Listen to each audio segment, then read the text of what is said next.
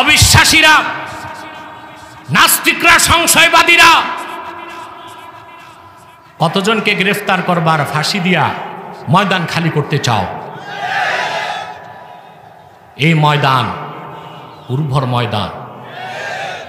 360 আউলিয়া মেহনত করেছেন এই বাংলাদেশে। এই দেশে শুয়ে আছেন শাহজালাল, শাহ ফারহান, শাহ মখদুম, শাহ কারামত আলী জনপুরি। ইসলামী মুসলিম সাধক, আউলিয়া কেরাম, দ্বীনের কর্মী, দ্বীনের ঝান্ডাবাহীদের রক্ত আর ঘামের বিনিময়ে যে বাংলায় ইসলাম প্রতিষ্ঠিত হয়েছে, একের পর এক মানুষ শাহাদাতকে বরণ করে নিবে। ইসলাম ও মুসলমানের বিরুদ্ধে একটি চক্রান্তকে বরদাস্ত করে নিবে না বাংলাদেশ, ইনশাআল্লাহ। চ্যানেলটি সাবস্ক্রাইব করে আমাদের সঙ্গে থাকুন। সম্মানিত সুধী, আমি আপনাদেরকে বাড়তি কষ্ট দিয়েছি। আপনারা কালকে রাতে এসেছিলেন, ঠিক না? দিনে মনে হয় অভ্যাস নেই আপনাদের মাহফিল করে। এটা প্রথম মাহফিল দিনে মনে হয়। অবশ্য আমি বাংলাদেশের বিভিন্ন প্রান্তে দিনেই মাহফিল করি, রাতেও করি, দিনেও করি। এবছর চট্টগ্রামে কয়েকটা মাহফিল দিনে করেছি, লোহাগাড়াতে, কক্সবাজারে, আপনাদের মহেশখালীতে 3 বছর আগে তারিখ নিয়েছি, কিন্তু বিভিন্ন কারণে আসা হয় নাই। আমি তখন ইমাম সাহেবকে বলেছি আমি আসবো, দিনেই আসবো ইনশাআল্লাহ। আল্লাহ আমাকে আসার সুযোগ করে দিয়েছে। যেহেতু আমি এসেছি আকাশপথে, আরো আগেই আসতাম। চট্টগ্রাম এয়ারপোর্ট পার হবার সময় হেলিকপ্টারকে আকাশে পার হতে দেয় নাই। একটা ফাইটার বিমান নষ্ট হয়ে গেছে, ইমার্জেন্সি ল্যান্ডিংয়ের কারণে আমার হেলিকপ্টারটা ওখানেই 10 মিনিট ঘুরছে এয়ারপোর্টের পাশে।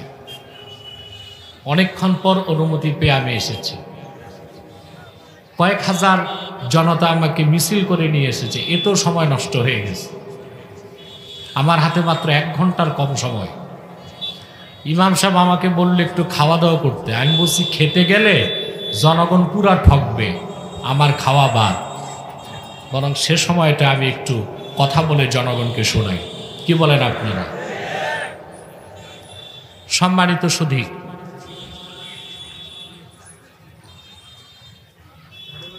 আমি কোরআন কারীম থেকে একটি আয়াতের অংশ বিশেষ তেলাওয়াত করেছি। খুব সংক্ষেপে এই অংশকে কেন্দ্র করে নির্ভরযোগ্য মুফাসসির এবং মুহাদ্দিসগণের দৃষ্টিকোণ থেকে কিছু কথা আপনাদের সামনে তুলে ধরার চেষ্টা করব, যদি আল্লাহ পাক আমাকে তৌফিক দান করেন। বলেন আল্লাহুম্মা আমিন। একদম মধ্য দুপুরে আমরা বসেছি, সকালেও না বিকেলেও না, প্রচণ্ড গরম। এখানে রয়েছে অসংখ্য মৎস্য চাষী, লবণ চাষী, পান চাষী, কৃষক, শ্রমিক, মজদুর। আল্লাহর কোরআনের প্রবল আকর্ষণে সমস্ত ব্যবসা বাণিজ্যকে জলাঞ্জলি দিয়ে কোরআন প্রেমিক মানুষগুলো চলে এসেছে শুধুমাত্র আল্লাহ তার রসুলের রাজামন্দি অর্জন করার জন্য। আল্লাহ তাআলা কোরআন কারীমে মুমিন বান্দাদেরকে লক্ষ্য করে বলেন, ইয়া আইয়ুহাল্লাযীনা আমানু তাকুল্লাহা ওয়া কুলু কাওলান সাদীদা। হে মুমিনগণ, বিশ্বাসীগণ, তোমরা আল্লাহকে ভয় করো। ওয়া কুলু কাওলান সাদীদা, আই কুলু কাওলান সাওয়াবা, কুলু কাওলান লাইসা ফিহি ইহওয়াজাজ। আর সোজা কথা বলো, হক কথা বলো, যে কথায় স্বার্থ রক্ষা নাই, যে কথায় পাশ কাটার সুযোগ নাই, যা হক যা সত্য তা অকপটে বলো। কয়টা হুকুম এখানে? আল্লাহ হুকুম করলেন কয়টা? প্রথম হচ্ছে আল্লাহর ভয়, আল্লাহকে ভয় করতে হবে। মুমিন মুসলমানের জন্য আল্লাহর ভয়টা হচ্ছে দুনিয়া ও আখিরাতের শ্রেষ্ঠ সম্পদ। আপনারা সুবহানাল্লাহ বলবেন না? মাইক তো আমাকে সাপোর্ট দিচ্ছে না, আপনাদের সাপোর্ট লাগবে, নতুবা আমি কথা বলতে পারবো না। দুনিয়া ও আখিরাতে মুমিনের শ্রেষ্ঠ সম্বল হচ্ছে তাকওয়া। সুবহানাল্লাহ। আল্লাহ পাক বলেন ফাতাযাওয়াদু ফাইন্না খায়রাজ যাদিত তাকওয়া। পাথেয় সংগ্রহ করো, জেনে রেখো সর্বশ্রেষ্ঠ পাথেয় হচ্ছে তাকওয়া, আল্লাহর ভয়, খোদা ভীতি। বলেন সুবহানাল্লাহ। আল্লাহ বলেছেন ফাতাযাওয়াদু, তাযাওয়াদু মানে ইত্তেখাযু জাত। ইত্তেখাযু জাত, জাত কাকে বলে? জাত আর তাআম, তাআম হচ্ছে খাদ্য যেটা আমরা খাই, এটা কি তাআম। জাত যেটা ওইটাও খাদ্য, ওইটাও কি? কথা বলবেন না? পার্থক্য কি? ইন্না বাইনা তাআমি ওয়াজ জাদি ওয়াজহাল উমুমি ওয়াল খুসুস। এখানে আম ও খাসের সম্পর্ক আছে। মানুষ যখন কিছু খায় ওটা তাআম, আর যে খাবারটা সফরের জন্য নিয়ে যায় ওইটার নাম জাত। ওটার নাম কি? জাত।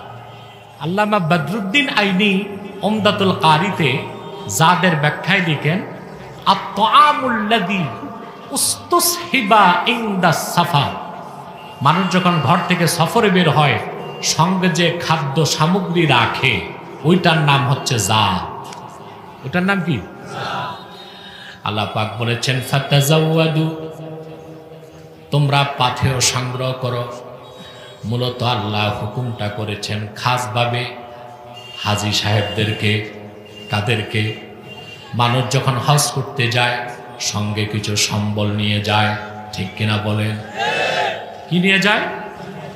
পাসপোর্ট, ভিসা, রিয়াল, টুপি, পোশাক, এহরাম, চাদর, কম্বল, এগুলো সাথে থাকে না? তা আল্লাহ হাজীদেরকে বলেছেন হজের সফরে যাবা, পাথেয় সংগ্রহ করো।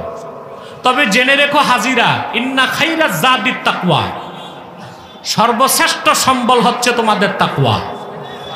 হুকুমটা হাজীদের জন্য খাস, বাকিদের জন্য আম। কারণ আমরা প্রত্যেকেই কিন্তু সফরে আছি। আরে ভাই আমি তো কবরস্থানে না, মাহফিলে। তো আওয়াজ নেই কেন তোমাদের? আমরা কিসে আছি? সফরে, ট্রাভেলিং, আমরা ভ্রমণে আছি। আমরা এসেছি, আমাদের অবস্থান ছিল আলমে আরওয়াহে, আত্মার জগতে। সেখান থেকে আমাদের অস্তিত্ব মুনতাকিল হয়েছে, স্থানান্তরিত হয়ে এসেছে পৃথিবীতে। এই জায়গার নাম আলমে আসবাব। এখান থেকে মৃত্যুর পরে আমাদের চলে যেতে হবে আরেকটা স্টেশনে, তার নাম আলমে বারজাখ। ওখান থেকে আমাদের চূড়ান্ত স্টেশন হবে আখিরাতের ময়দান। সেখান থেকে মানুষ দুইটা ডেস্টিনেশনে যাবে। যদি ইমানদার নেককার হয় জান্নাত, আর যদি বেঈমান বদকার হয় জাহান্নাম। হ্যাঁ, ওইটা আমাদের ফাইনাল ডেস্টিনেশন। ফাইনাল ডেস্টিনেশন, চূড়ান্ত গন্তব্য, হয় জান্নাত নয় জাহান্নাম। তো যতক্ষণ মানুষ তার বাড়িতে না পৌঁছে ততক্ষণ তো সফর। তা আমরা তো আমাদের বাড়িতে পৌঁছি নাই। আমাদের বাড়ি কই? জান্নাত। কোথায়? জান্নাত। বাবার বাড়ি, আসল বাড়ি। বাবার বাড়ি, আমাদের বাবার বাড়ির নাম কি? আদম আর হাওয়া, বাবা মা, তাদের বাড়ি কই ছিল? জান্নাত। এটি তো আপনাদের বিশ্বাস না? আপনারা আবার কথিত বিবর্তনবাদীদের বানর তত্ত্বে বিশ্বাস করেন। আল্লাহ সফলতা দান করুক উলামায়ে কেরামকে। বিবর্তনবাদের বিরুদ্ধে তাদের বক্তব্য ছিল যথেষ্ট জোরালো, আলহামদুলিল্লাহ। আমি আগেও বলেছি, আজও বলি, এই দেশের যারা ইসলামিস্ট, ইসলামপন্থী, তারা বিজ্ঞান শিক্ষার বিরোধী নয়, কিন্তু বিজ্ঞানের নামে মানুষকে পাঠ্য বইতে নাস্তিক্যবাদ ও হিন্দুত্ববাদ শিখানো হবে, তা বাংলার 14 কোটি মুসলমান বরদাস্ত করে নিবে না। মাইকে ডিস্টার্ব, ফ্যান বন্ধ করে দিন।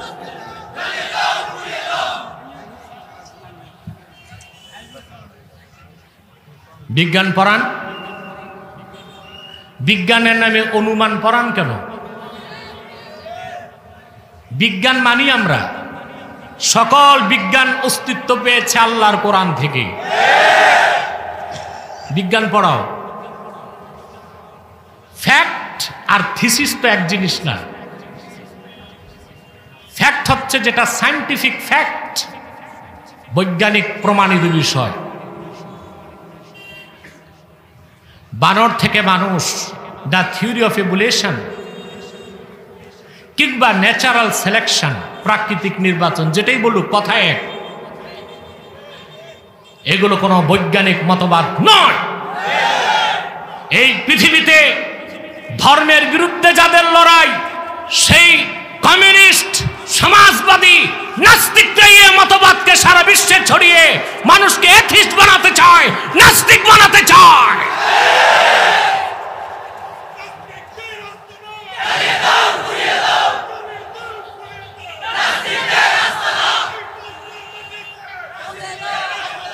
তারপরে বিজ্ঞান বই লিখতে দিছে যারে, সে বিজ্ঞান কিছুই বুঝে না। জাফর ইকবালের মতো গবাদি পশু যদি বিজ্ঞানী হয়,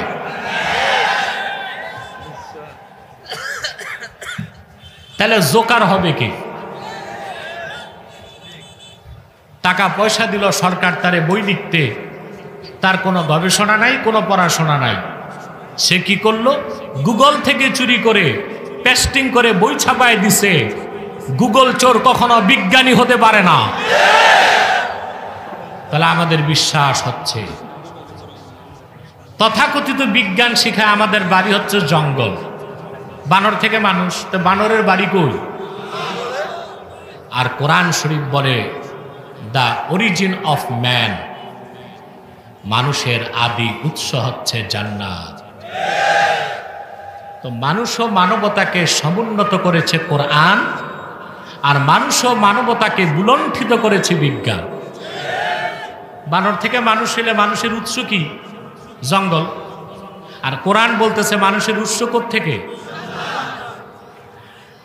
আল্লাহ রাব্বুল আলামিন বলেন, ওয়াকুলনা ইয়া আদামু উসকুন আনতা ওয়া যাওজুকাল জান্নাতা ওয়া কুলা মিনহা রাগাদান হাইসু শি'তুমা ওয়া লা তাকরাবা হাযিহিশ শাজারাতা ফাতাকুনা মিনাজ জালিমিন।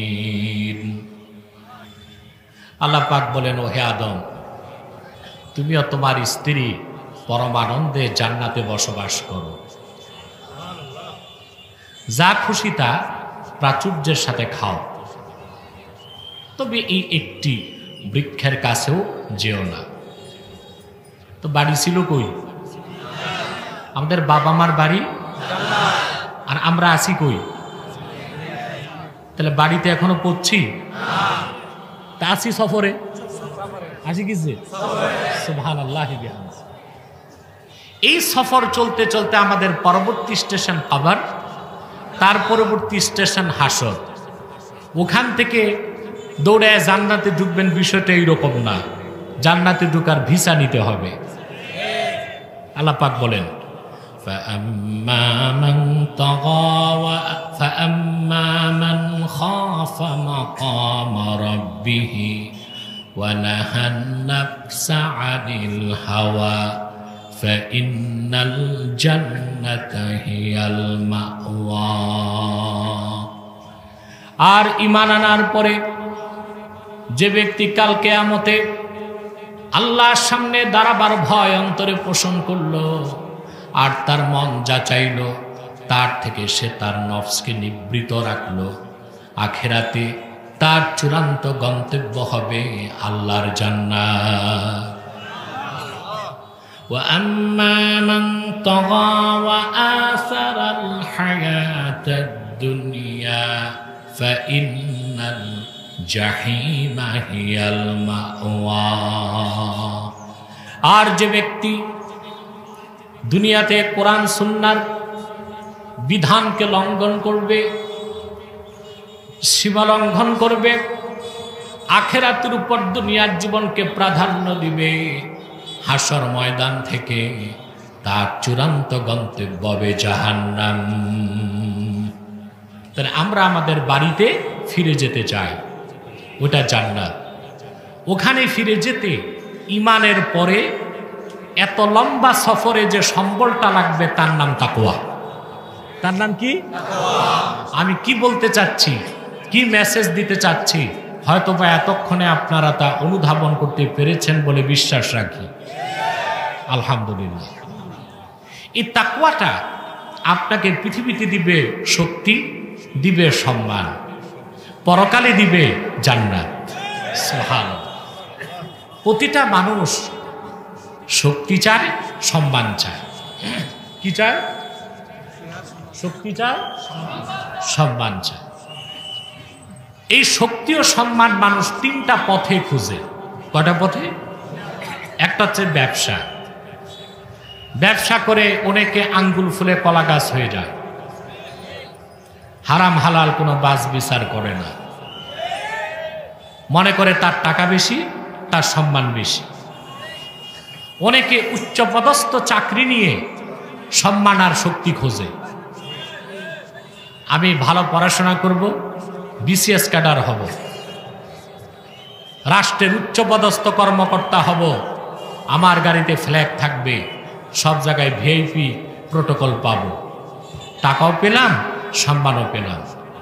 শক্তি সম্মান খুঁজে চাকরিতে। আর খুব সহজে শর্টকাট পথে শক্তি ও সম্মান যারা খুঁজে তারা করে রাজনীতি। কি করে? রাজনীতি। রাজনীতি করলে সময় লাগে না, নেতা, পাতি নেতা, সাথী নেতা, উপনেতা, তারপরে নেতা। কিছু অবৈধ টাকা, পিস্তল বাহিনী, দুর্মুজ বাহিনী আছে, সে নেতা। সে কি? তকদির কিসমতে যদি জুটে উপজেলা চেয়ারম্যান, জেলা চেয়ারম্যান, এমপি, সুযোগ পেলে মন্ত্রী, সে সম্মান শক্তি খুঁজে রাজনীতিতে। এই একটা সম্মান, একটা শক্তি স্থায়ী নয়, খুব ক্ষণস্থায়ী। আমার ক্ষুদ্র জীবনে দেখেছি বহু নেতা ফুলের মালা নিয়ে স্টেজে উঠেছে আর ডান্ডায় বেরি লাগায় কারাগারে গেছে। তো সম্মান আর শক্তি রাজনীতিতে না, চাকরিতে না, ব্যবসায় না, তাকওয়ার পথে। এটা কার কথা? আল্লাহ রাব্বুল আলামিন বলেন, ইয়া আইয়ুহান নাসু ইন্না খালাকনাকুম মিন যাকারিন ওয়া উনসা ওয়া জাআলনাকুম শুউবান ওয়া ক্বাবাইলা লিতাআরাফু ইন্না আকরামাকুম ইনদাল্লাহি আতকাকুম। আল্লাহ রাব্বুল আলামিন বলেন, হে মানব জাতি, আমি তোমাদেরকে সৃষ্টি করেছি একজন পুরুষ থেকে, একজন নারী থেকে। পুরুষটার নাম কি? জোরে বলেন। নারীটার নাম হাওয়া না, হাওয়া। বিত্তাশদীদ লাইসা বিত্তাখফিফ। ইমাম বাগাবী তার তাফসিরে লেখেন, সুম্মিয়াল হাওয়া হাওয়া লিআন্নাহা খুলিকাত মিনাল হাইয়্যি। জীবিত আদমকে অপারেশন করে তার অংশ থেকে তার স্ত্রীকে বানানো হয়েছে। জীবিতকে আরবিতে বলা হয় হাইয়ুন, হাইয়ুন থেকে হাওয়া। তার নামটা কি? হাওয়া না হাওয়া? আমাদের মায়ের নামটা তো ঠিক মতো জানা উচিত। কি বলেন আপনারা? জানবেন কেন? এগুলো তো পড়ায় না। পড়ায় আপনাকে আপনারা হনুমান, বানর, ওরাং ওটাং আর শিবপাঞ্জির বংশধর। তো শিখবেন কোথায়? শিখার জায়গা তো নাই। যাও কিছুটা মানুষ ইমান, আকিদা, চরিত্র শিখতেছে মাদ্রাসায়। এখন একদল বাংলাদেশে মানুষরূপী জাহান্নামের কীট কিছু নাস্তিক মাদ্রাসা শিক্ষার বিরোধিতায় নেমেছে। গত 4 দিন আগে এটিএন বাংলাতে একটা নিউজ দেখেছেন, ছাত্র মৈত্রীর প্রোগ্রামে যে শাহরিয়ার কবির, এটা আমার কাছে ডিবেটে শোচনীয়ভাবে হারছে, আপনারা জানেন। তবে তাকে কেউ শাহরিয়ার কবির নামে চিনে না, কি যেন আরেকটা নাম আছে, ওইটা আর আমি বলতে চাই না। সে প্রকাশ্যে বলল মাদ্রাসা শিক্ষার কি দরকার, সেখানে মানুষকে ধর্মান্ধ বানানো হয়। তারপর সরকারকে হুঁশিয়ারি দিল, এনায়েতুল্লাহ আব্বাসীকে কেন গ্রেফতার করা হয় না। আপনারা এটিএন বাংলায় নিউজটা দেখবেন, 4 দিন আগে ছাত্র মৈত্রীর প্রোগ্রামে এসে বলেছে, আমি তাকে সহ পশ্চিমাদের পা চাটা দালালগুলোকে বলতে চাই, বাংলাদেশে আব্বাসী গ্রেফতার নয়, আল্লাহর কোরআনের জন্য ফাঁসিতে ঝুলতেও প্রস্তুত আছে। প্রশ্ন হলো আমাকে কেন গ্রেফতার করবে? আমার জন্মই তো স্বাধীনতার বহু বছর পরে, কিন্তু 1971 সালে তুমি শাহরিয়ার কবির পাকিস্তানি হানাদার বাহিনীকে মুরগি সাপ্লাই দিয়েছ, তুমিও যুদ্ধাপরাধী, তোমার বিচার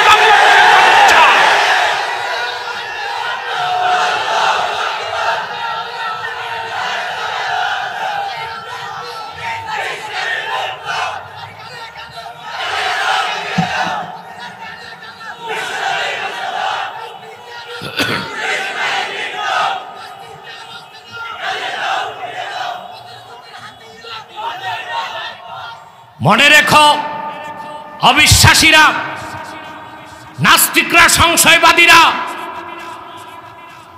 কতজনকে গ্রেফতার করবার, ফাঁসি দিয়া ময়দান খালি করতে চাও? এই ময়দান উর্বর ময়দান। 360 আউলিয়া মেহনত করেছেন এই বাংলাদেশে। এই দেশে শুয়ে আছেন শাহজালাল, শাহ ফারহান, শাহ মখদুম, শাহ কারামত আলী জনপুরি, ইসলামী মুসলিম সাধক, আউলিয়া কেরাম, দ্বীনের কর্মী, দ্বীনের ঝান্ডাবাহীদের রক্ত আর ঘামের বিনিময়ে যে বাংলায় ইসলাম প্রতিষ্ঠিত হয়েছে, একের পর এক মানুষ শাহাদাতকে বরণ করে নিবে। ইসলাম ও মুসলমানের বিরুদ্ধে একটি চক্রান্তকেও বরদাস্ত করে নিবে না বাংলাদেশ, ইনশাআল্লাহ।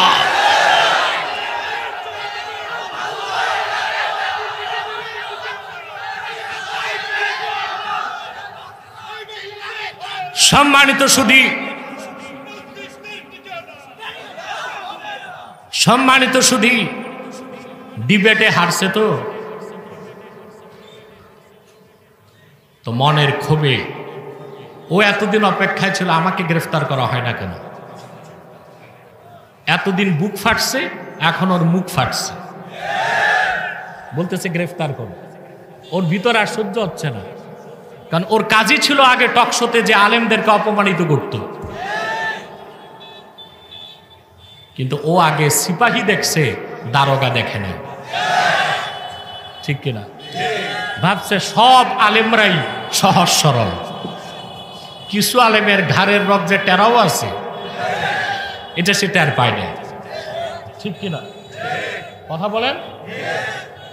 তাহলে বলছিলাম,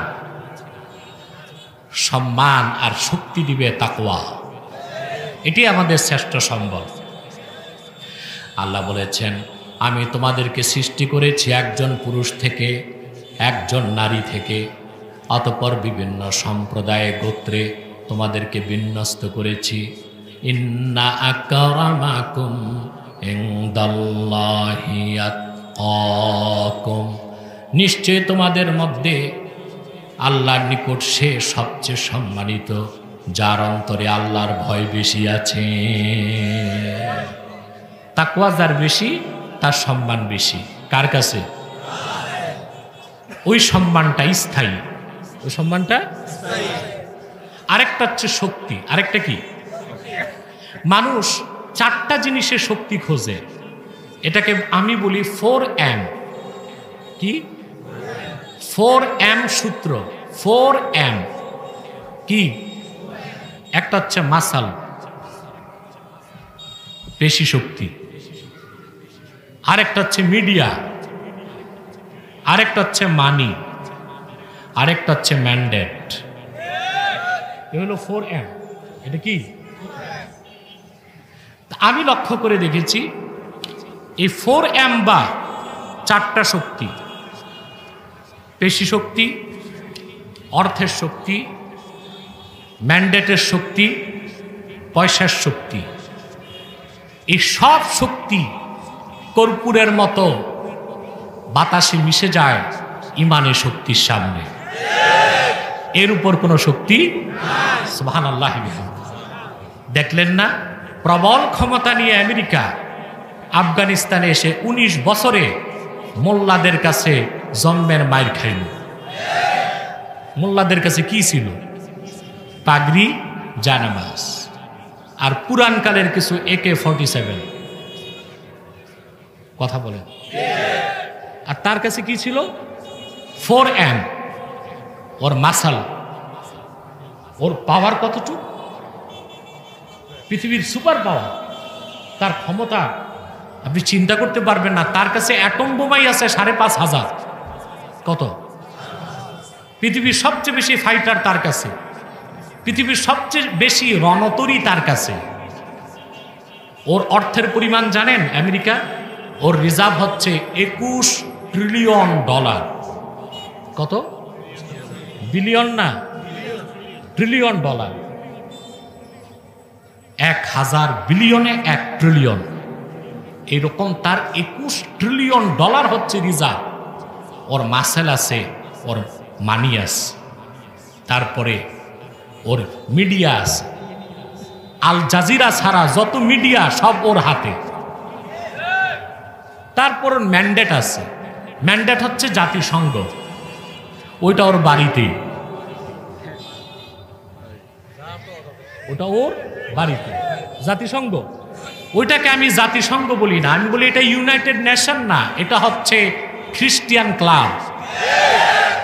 এটা খ্রিস্টানদের একটা ক্লাব, খ্রিস্টানদের ক্লাব।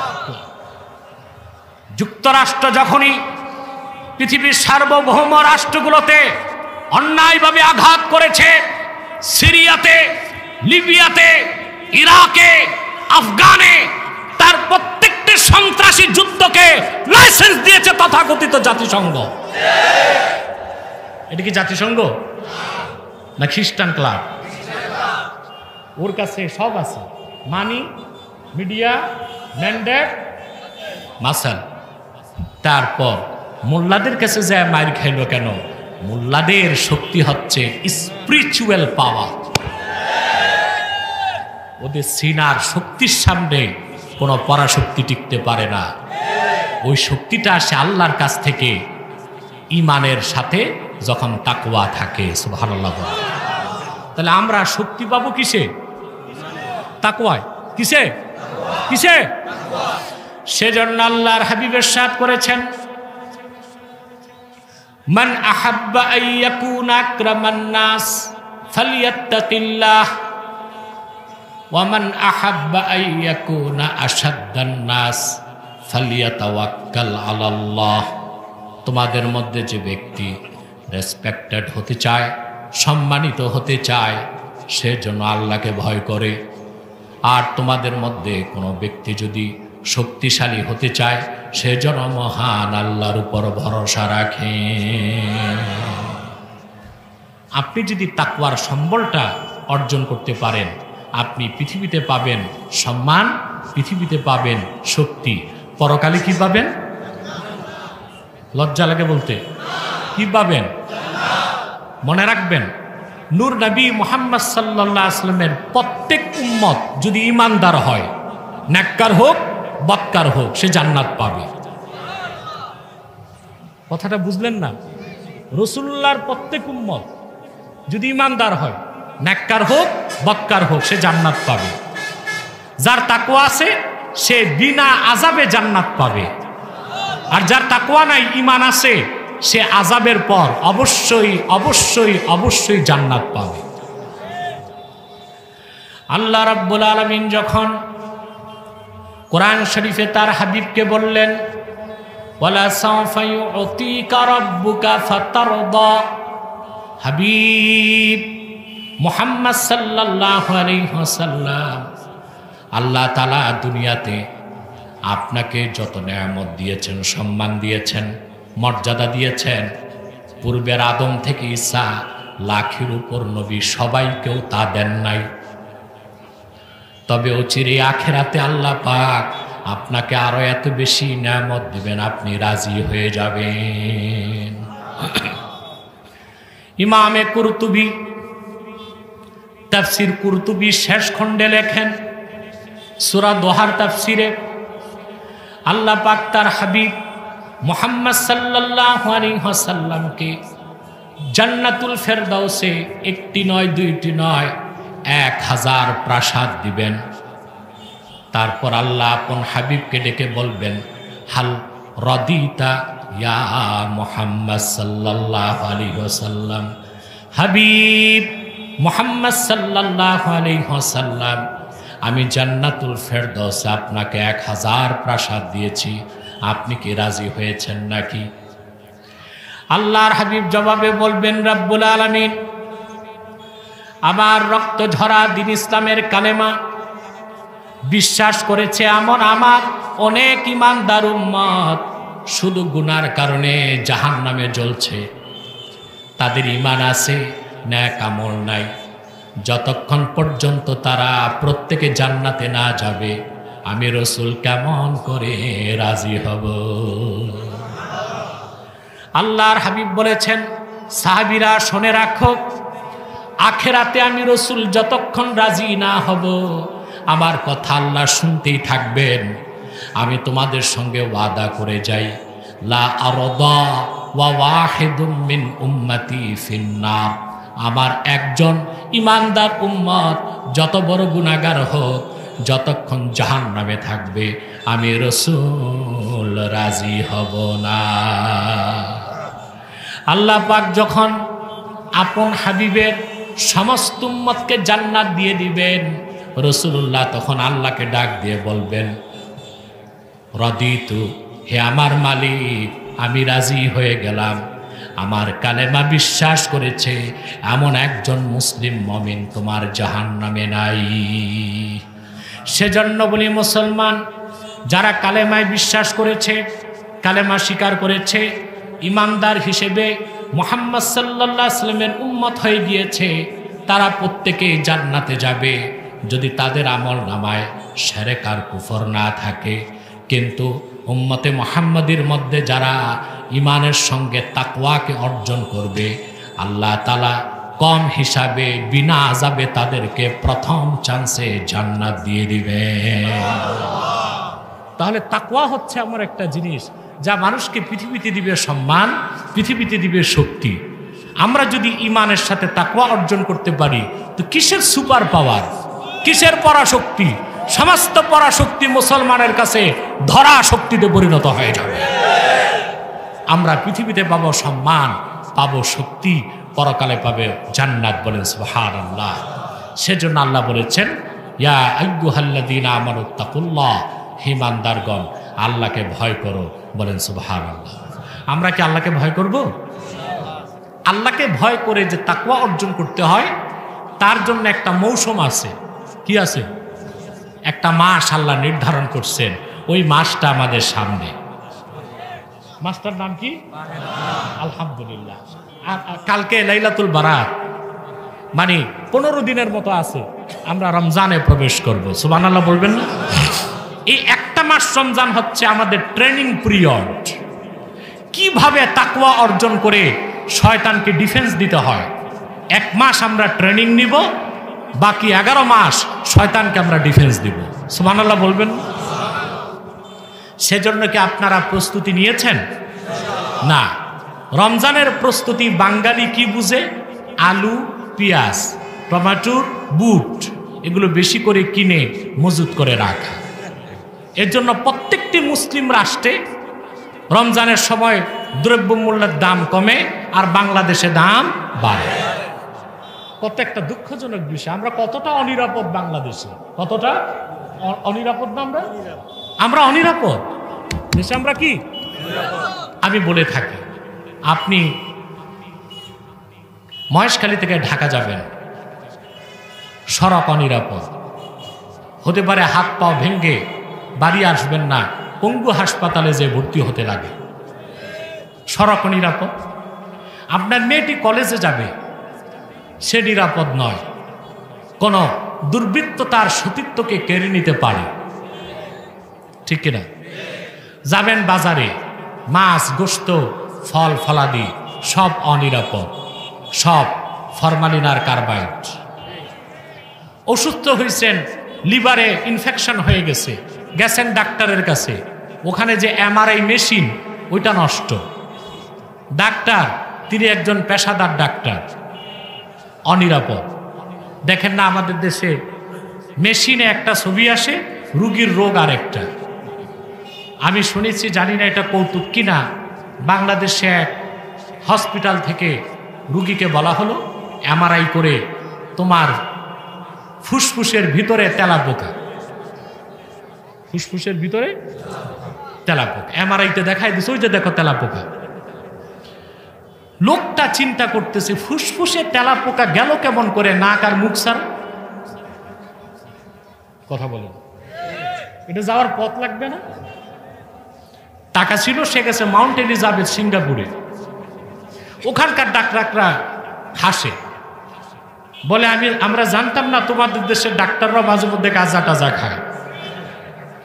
তোমার ফুসফুসে তেলাপোকা না, যে মেশিনে ফুসফুস টেস্ট করছে ওই মেশিনে তেলাপোকা ছিল। তাহলে মেশিন অনিরাপদ, কথা বলে না। ডাক্তার অনিরাপদ, দিছে আপনাকে ট্যাবলেট, ওইটা ভেজাল, সব আটা আর ময়দা। ওষুধ খাবেন, কাজ হবে না। দুঃখে আত্মহত্যা করবেন, কিনছেন বিষ, এক পোটলা খাইলেন, কাজ হয় না। দুই পোটলা, কাজ হয় না। তিন পোটলা, কাজ হয় না, কারণ বিষের মধ্যে ভেজাল ঢুকছে। আত্মহত্যা করার উপায় নাই। যেই বিষে ইঁদুর মরে না, ওই বিষে কি মানুষ মরবে নাকি? এই যে সব দিকে অশান্তি, অনিরাপত্তা, তার মূল আমি খুঁজে পেয়েছি কারাপশন। কারাপশন, অনলি কারাপশন, দুর্নীতি। এই দুর্নীতি করে কারা? অশিক্ষিতরা না শিক্ষিতরা? শুধু শিক্ষিতরা না কর্মকর্তারা? কেন করে? তার কারণ ওনাদেরকে পড়াশোনা আছে, সার্টিফিকেট আছে, ডিগ্রি আছে, পদ পদবি আছে, তাকওয়া নাই। ওনাদের নিজেদের চরিত্র ঠিক হয় নাই, এই জন্য যেখানেই বসে ওখানেই ওনারা ফাইল ঠেকায়া কলম দিয়ে দুর্নীতি করে। আমার দৃষ্টিতে তারা শিক্ষিত কলম সন্ত্রাসী। অস্ত্র সন্ত্রাসীর চেয়ে জঘন্য হচ্ছে কলম সন্ত্রাসী। আমার বাংলার মেহনতি জনতার রক্ত পানি করা ঘামের পয়সা যারা বিদেশে পাচার করছে, তাই দুর্নীতিবাজ, দেশের শত্রু, স্বাধীনতার শত্রু, জাতির শত্রু। ঠিক কিনা বলেন?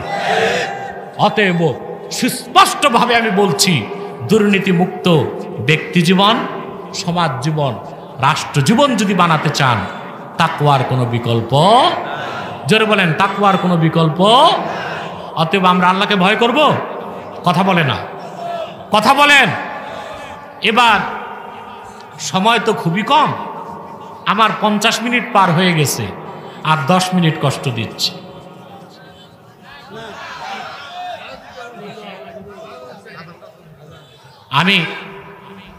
আমি আসবো ইনশাল্লাহ রাতের বেলা, এসে আপনাদের এলাকায় বেড়াবো, প্রচুর সময় দেব ইনশাল্লাহ, চিন্তা করবেন না। আরেকটা কথা মনে রাখবেন, ঘন্টার পর ঘন্টা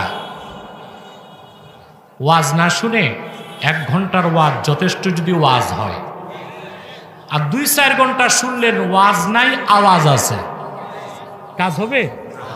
আমরা কি আওয়াজ শুনবো না ওয়াজ শুনবো? ওয়াজ হয়ে গেছে 50 মিনিট, আর কিছু কথা বাকি। আল্লাহর দ্বিতীয় নির্দেশ, ওয়াকুলু কাওলান সাদীদা, সত্য কথা বলো, হক কথা বলো। সুবহানাল্লাহ। কি কথা? সত্য কথা। আমার দেশের নাস্তিকরা কথায় কথায় বলে বাক স্বাধীনতা, কি বলে? আর মুক্ত চিন্তা, এটার নাম দিয়েছে দ্য ফ্রিডম অফ এক্সপ্রেশন। কি নাম দিয়েছে? Freedom of expression. ইসলাম বাক স্বাধীনতায় বিশ্বাসী, কিন্তু বাক স্বেচ্ছাচারিতায় বিশ্বাসী নয়। ইসলাম মুক্ত চিন্তায় বিশ্বাসী, তবে মুক্ত চিন্তার নামে পাশবিকতায় বিশ্বাসী নয়। বাক স্বাধীনতা ভালো জিনিস, বাক স্বেচ্ছাচারিতা ভালো জিনিস নয়।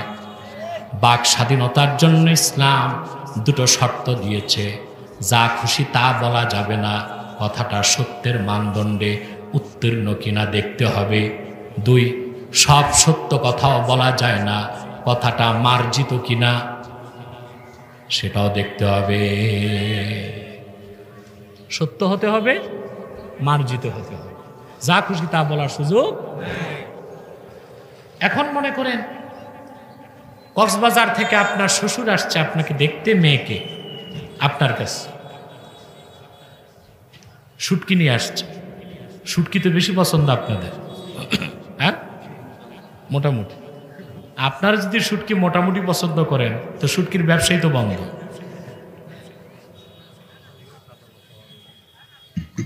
কিন্তু এই ছুরি মাছের শুটকি অনেক দাম রাখেন আপনারা, ঠিক কিনা? ঢাকার মানুষের কিনাও তো মুশকিল, অনেক টাকা, 6-7 হাজার টাকা হয় বড় একটা, নাকি? তো শুটকি নিয়ে আসছে আপনার শ্বশুর, আপনি শ্বশুরকে দেখেই বললেন আসসালামু আলাইকুম।